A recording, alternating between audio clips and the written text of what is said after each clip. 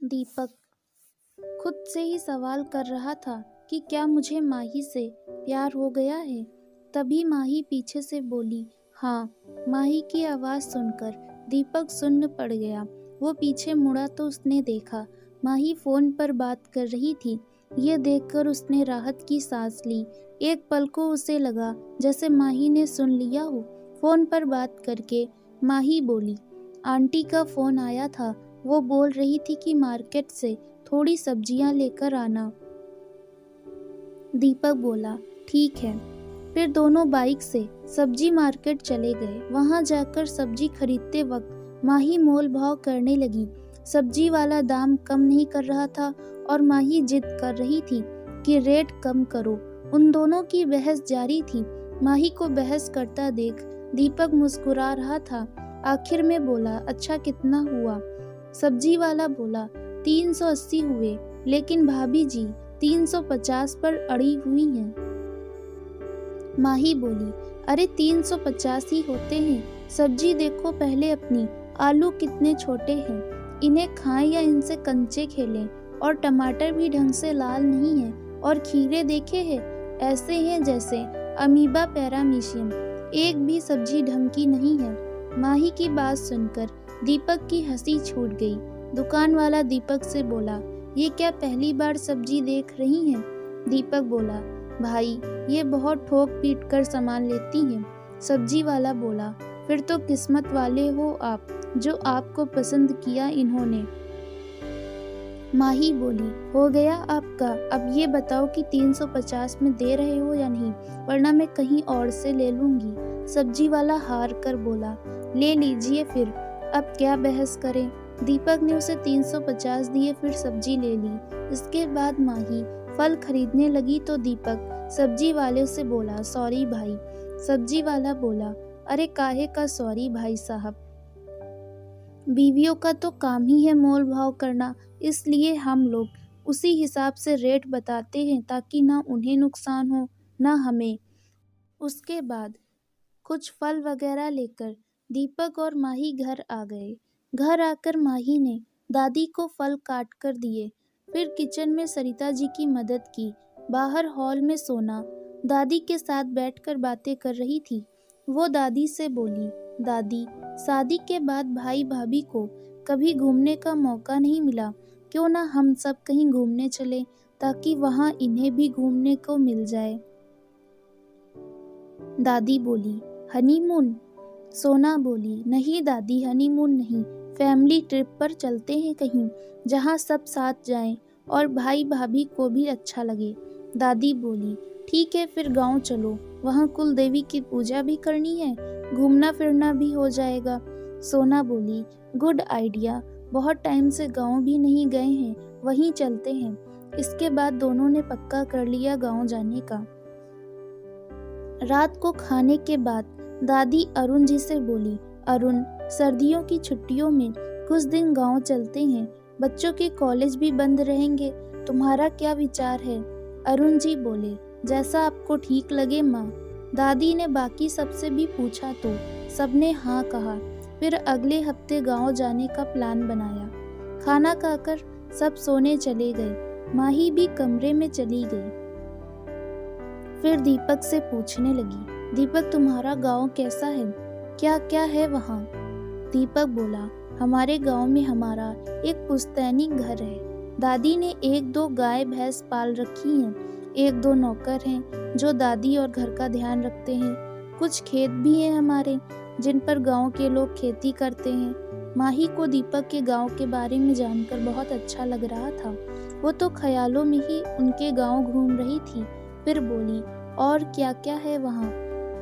दीपक बोला, हमारे गांव में कुआं है जिसमें से पीने का पानी भरते हैं। एक तालाब भी है गांव में, जहाँ बचपन में हम नहाते थे। और भी बहुत कुछ है, जब जाओगी तब देखना। माही बोली, मैं तो बहुत एक्साइटेड हूँ तुम्हारे गांव जाने के लिए। ये सब तो मैंने कहानियों में सुना है, अब गांव जाकर हकीकत में देखूंगी, कितना मजा आएगा ना। माही को खुश देखकर दीपक बोला, हाँ बहुत मजा आएगा, लेकिन अभी सो जाओ, कल कॉलेज भी जाना है। इसके बाद गांव के ख्यालों में खोई माही कुछ देर में सो गई। अगले दिन कॉलेज जाने के बाद दिव्या राहुल से मिली। फिर उसने अपने बर्ताव के लिए माफ़ी मांगी। राहुल ने कहा, कोई बात नहीं, तुम्हारी जगह कोई और होता तो वो भी ऐसा ही करता। दिव्या बोली, राहुल मुझे तुम्हें कुछ बताना है। शायद ये जानने के बाद तुम मुझसे नफरत करने लगो, लेकिन तुम्हें बताने के बाद मेरे दिल का बोझ हल्का हो जाएगा। राहुल बोला, हाँ कहो ना। दिव्या बोली, उस रात पार्टी में जो कुछ हुआ वो सब मेरी प्लानिंग थी। राहुल चौंक कर बोला, क्या? दिव्या बोली, हाँ, वो सब मैंने ही किया था दीपक को पाने के लिए। इसके बाद दिव्या ने उसे अपनी सारी प्लानिंग बता दी। दिव्या की बात सुनकर राहुल चुपचाप खड़ा रहा। तो दिव्या बोली, आई एम सॉरी राहुल, मेरी वजह से तुम्हारे साथ इतना सब हो गया, लेकिन ये मेरी बेवकूफ़ी थी और मुझे अपनी गलती का एहसास है। प्लीज़ मुझे माफ़ कर दो। राहुल बोला, तुमने गलत किया दिव्या, लेकिन तुमने खुद अपनी गलती कबूल की, इस बात की खुशी है मुझे। तुम्हें अपनी गलती के लिए दीपक और माही से माफ़ी मांगनी चाहिए। दिव्या बोली, मैंने दीपक से बात कर ली है, उसे भी सब पता है। उससे मिलकर ही मुझे एहसास हुआ कि मैं कितनी गलत थी। उसके लिए मेरा प्यार नहीं जिद था। प्यार तो वो है जो वो माही से करता है और बिना जताए निभा रहा है। राहुल थोड़ी हैरानी से बोला, दीपक माही से प्यार करता है? दिव्या बोली, हाँ, लेकिन वो इस बात को कबूल नहीं कर रहा है। उसकी आंखों में दिखता है माही के लिए प्यार। राहुल बोला, हो सकता है सिर्फ दोस्त हो, तुम्हें समझने में गलती हो गई हो। जब वो खुद नहीं मान रहा तो तुम्हें कैसे श्योर हो? दीपक ने कहा, जो दीपक माही के लिए कर रहा है ना, वो शायद कोई लड़का किसी लड़की के लिए ना करे। राहुल बोला, क्या कर रहा है ऐसा वो? दिव्या बोली, वही जो एक सच्चा प्यार करने वाला शख्स करता है। इसके बाद दिव्या ने दीपक, माही और मयूर की पूरी कहानी राहुल को बता दी। सब कुछ सुनने के बाद राहुल बोला, अजीब किस्मत है इनकी। मयूर कहीं बेसुध है और माही उसके लिए इंतजार कर रही है। एक तरफ दीपक और माही की शादी हो चुकी है, लेकिन फिर भी वो लोग अलग हैं। दूसरी तरफ दीपक मयूर के लिए माही का ख्याल रख रहा है। अजीब लव ट्रायंगल है। दिव्या बोली, हो सकता है मयूर और माही एक दूसरे से प्यार करते होंगे, लेकिन सच्चा प्यार दीपक का है माही के लिए, लेकिन वो इसे प्यार नहीं, जिम्मेदारी मानता है। राहुल बोला, अब हम इसमें क्या कर सकते हैं? जैसी इनकी किस्मत होगी वैसा ही होगा।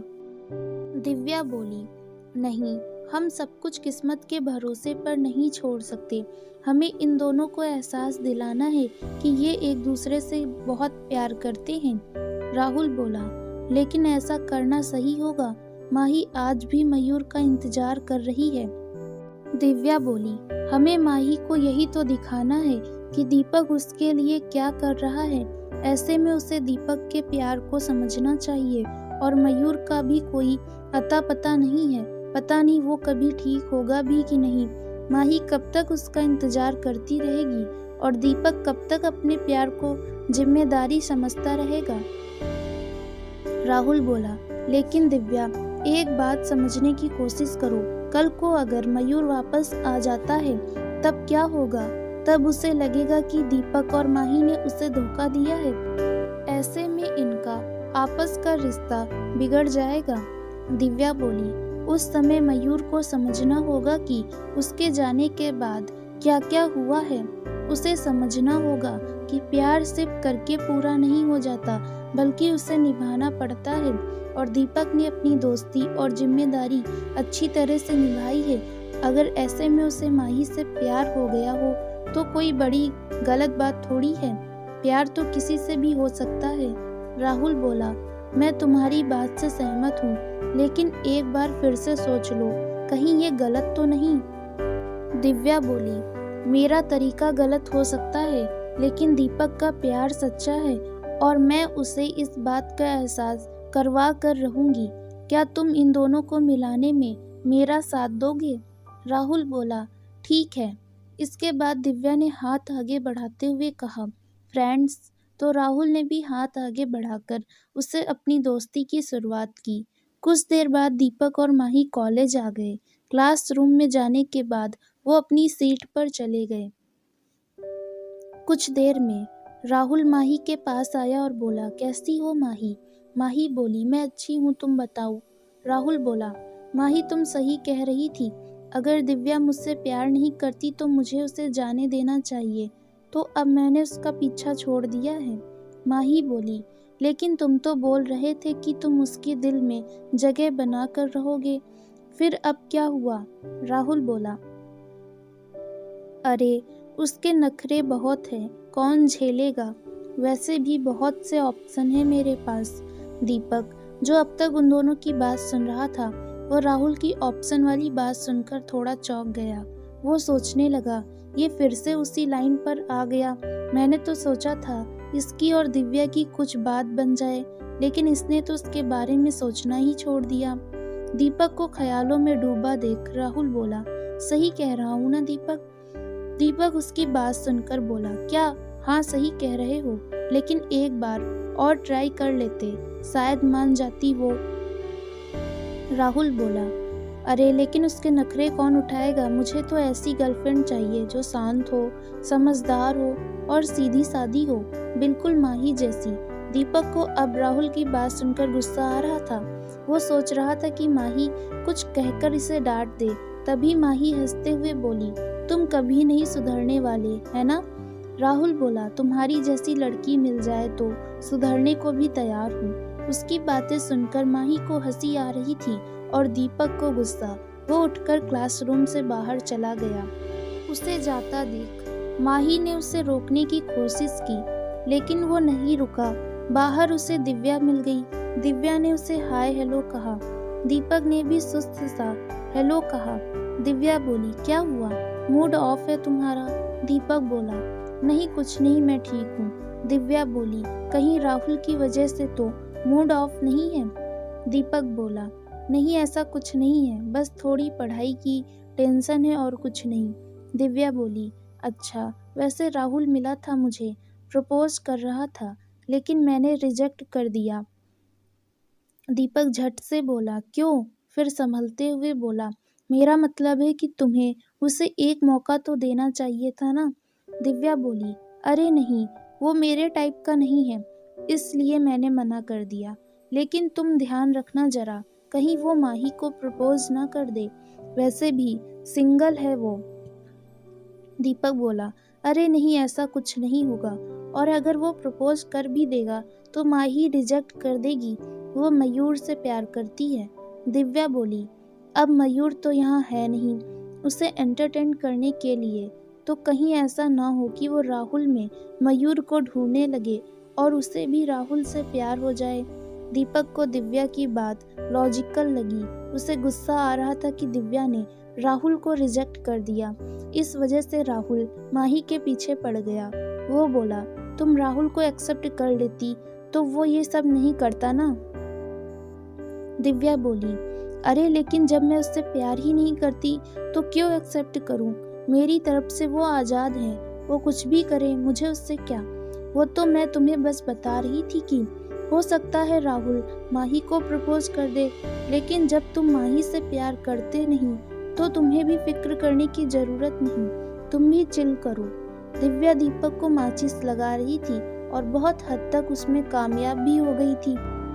वहीं राहुल और माही भी दीपक को ढूंढने क्लास से बाहर आ गए। उन्होंने देखा दीपक और दिव्या उनसे थोड़ी दूर आपस में बात कर रहे हैं। राहुल बोला, ये दिव्या दीपक से क्या बात कर रही होगी? माही बोली, होगी कुछ काम की बात, पहले तो बात ही नहीं कर रही थी किसी से, आज ही देख रही हूँ उसे बात करते हुए। राहुल बोला, देखो कितना हंस हंस के बात कर रही है दीपक से। माही बोली, क्या राहुल, तुम क्यों लड़कियों जैसी बातें कर रहे हो, होगी कुछ बात? राहुल बोला, ठीक है, दीपक आए तो पूछ लेना उससे कि ऐसी क्या बात थी जो वो हंस हंस के बात कर रही थी। माही बोली, मुझे नहीं जानना, ये उनके आपस की बात है। राहुल बोला, मुझे लगा कि तुम दोनों बेस्ट फ्रेंड हो, सारी बातें बताते होगे। तुम तो अपनी सारी बातें बताती हो दीपक को, लेकिन क्या वो भी तुम्हें सब कुछ बताता है? माही बोली, और नहीं तो क्या, दीपक मुझसे सब शेयर करता है। इस मामले में बात ना बनती देख राहुल ने दूसरा पैतरा अपनाया। वो बोला, वैसे माही, तुम्हें दिव्या कैसी लगती है? माही बोली, अच्छी लगती है क्यों? राहुल बोला, मुझे तो वो बड़ी चालू टाइप लगती है, लड़कों पर डोरे डालने वाली, कहीं दीपक को भी ना पटा ले। माही बोली, आज तुम क्या खाकर आए हो जो ऐसी बातें कर रहे हो? राहुल बोला, मैं तो बस ऐसे ही बोल रहा था, लेकिन तुम ध्यान रखना जरा दीपक का, दिव्या उसके टाइप की नहीं है, कहीं ऐसा ना हो दीपक उसके चक्कर में पड़ जाए और फिर बाद में वो दीपक को छोड़कर कोई दूसरा लड़का पकड़ ले, कहीं बेचारा दीपक ब्रेकअप की वजह से सदमे में ना चला जाए, तुम जरा नजर रखना उस पर। राहुल ने भी अपनी तरफ से माचिस लगा दी थी, लेकिन आग पकड़ेगी या नहीं इस बात की गारंटी नहीं थी। कुछ देर बाद दीपक और माही दोनों क्लासरूम में आकर बैठ गए। माही ने दीपक से पूछा, क्या हुआ दीपक, तुम बाहर क्यों चले गए थे? दीपक थोड़ा रूठा हुआ सा बोला, ऐसे ही। माही बोली, दिव्या क्या कह रही थी तुमसे? दीपक को याद आया कि दिव्या ने कहा था कि माही को राहुल से दूर रखने के लिए, फिर वो बोला, नहीं बस ऐसे ही कुछ काम की बात थी। माही कुरेदते हुए बोली, कैसी काम की बात? दीपक अब उसे गौर से देखते हुए बोला, क्या बात है आज बहुत पूछताछ कर रही हो, पहले तो कभी नहीं पूछती थी इतना। माही बोली, नहीं वो बस मन किया जानने का कि किस मैटर पर बात हो रही थी तुम दोनों की। तभी प्रोफेसर आ गए और क्लास चालू हो गई। इसके बाद एक के बाद दूसरी क्लास लगने लगी। माही को दीपक से बात करने का टाइम नहीं मिला। शाम को कॉलेज से घर जाते टाइम माही ने दीपक से गार्डन चलने को कहा। गार्डन जाकर माही चुपचाप बैठी थी। दीपक को उसकी ये खामोशी खल रही थी। बहुत देर तक उसने बोलने का इंतजार करने के बाद दीपक बोला, क्या बात है माही, आज तुम बहुत चुपचाप सी बैठी हो, कुछ कहना है क्या? माही बोली, तुमने बताया नहीं दिव्या से क्या बात कर रहे थे? दीपक बोला, अरे बताया तो था, कुछ जरूरी बात थी। माही बोली, मुझे जानना है। दीपक बोला, अरे लेकिन क्या करोगी जानकर? थी कुछ बात। दीपक माही को नहीं बताना चाहता था कि उसने राहुल से माही को दूर रखने की बात कही है। माही बोली, वैसे जब से दिव्या मिली है तुम बातें छुपाने लगे हो मुझसे। दीपक बोला, क्या मतलब? माही बोली, आजकल तुम कुछ ज्यादा ही करीब नहीं जाने लगे हो दिव्या के। दीपक बोला, तो तुम्हें शक है कि मेरा और उसका अफेयर? माही बोली, तुम ना उस दिव्या से थोड़ा दूर रहा करो, कान भरने लगी है वो तुम्हारे। दीपक बोला, तुम भी राहुल से थोड़ी दूरी रखा करो, जब देखो हंसी मजाक में कुछ भी बोल देते हो और तुम समझती नहीं हो। माही बोली, राहुल सिर्फ मजाक करता है और कुछ नहीं। दीपक बोला, और मुझे उसका फालतू का हंसी मजाक करना पसंद नहीं। माही बोली, और मुझे तुम्हारा दिव्या से बात करना पसंद नहीं, वो तुम्हारे टाइप की नहीं है, तो ज्यादा चिपको मत उससे, दूर रहा करो थोड़ा। दीपक बोला, क्या बोले जा रही हो? अरे वो केवल क्लासमेट है, कोई बीवी नहीं है मेरी जो मैं उससे चिपकूं। माही जोश में बोली, बीवी कहाँ से होगी, बीवी तो मैं। इतना बोलकर वो चुप हो गई। उसे एहसास हुआ कि वो कुछ ज्यादा बोल गई है। उसकी बात सुनकर दीपक के चेहरे पर एक मुस्कान तैर गई। माही बोली, सॉरी मैं कुछ ज्यादा बोल गई थी। दीपक बोला, लेकिन कोई बात नहीं। माही बोली, इसका मतलब ये नहीं है कि तुम दिव्या से ज्यादा बात करो, कल से उससे मेरे सामने ही बात करोगे, समझे? दीपक आज माही का बर्ताव देखकर हैरान था। उसे थोड़ा गुस्सा भी आ रहा था माही के बर्ताव पर, क्योंकि माही शक करने वालों में से नहीं थी। लेकिन आज का मूड देखकर उसे लग रहा था कि हो ना हो इसे राहुल ने ही भड़काया है, ताकि हमारा झगड़ा हो जाए और उसे मौका मिल सके। माही गुस्से में बोली, मुझे घर जाना है। दीपक बोला, ठीक है चलो। इसके बाद माही बाइक पर दीपक के पीछे कुछ दूरी बनाकर बैठ गई। दीपक ने कहा, गिरना ना हो तो पकड़ लो, फिर माही ने दीपक को हल्का सा पकड़ा। फिर दीपक ने बाइक स्टार्ट कर दी। थोड़ी दूर जाकर बाइक के सामने से एक तेज रफ्तार से ट्रक आ रहा था।